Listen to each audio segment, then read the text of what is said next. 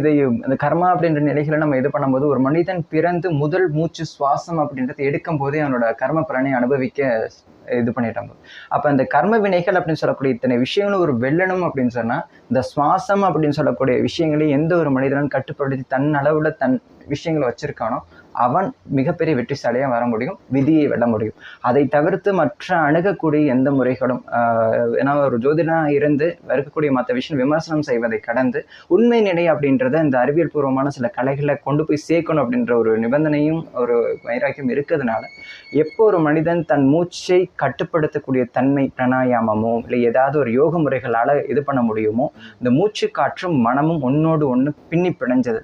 அந்த மனது இயக்கக்கூடியதுக்கான உதாரணத்துக்கு நமக்கு ஒரு கோவப்படுறோம்னா வேகமாக இருக்கும் அப்படின்னா மூச்சு இயங்கும், வேகமாக இது பண்ணும். அதே இது சந்தோஷமாக இருந்தால் அதை போகக்கூடிய தன்மை அப்படின்றது தெரியாது. அப்போ நம்ம உணர்வுகள் எல்லாமே மூச்சு காற்றோட சம்மந்தப்படுத்தினது. அப்போ அந்த மூச்சை கையாள